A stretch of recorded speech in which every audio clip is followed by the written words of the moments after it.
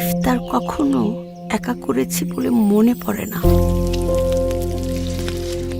শুধু মনে পড়ে একটা সময় পরিবারের সবাই মিলে ইফতারের আয়োজন করতাম।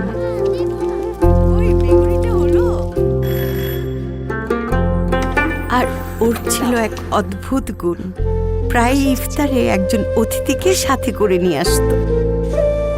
সুভান চাচা মসজিদে পরিচয়। জানো, আজকে জানলাম গত 7 বছর ধরে নাকি চাচা একা একাই ইফতার করে।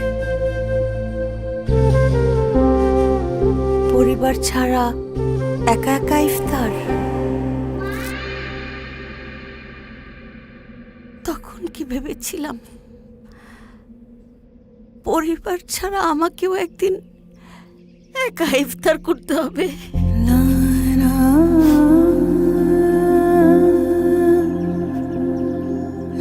কে কইছে আপনি একা?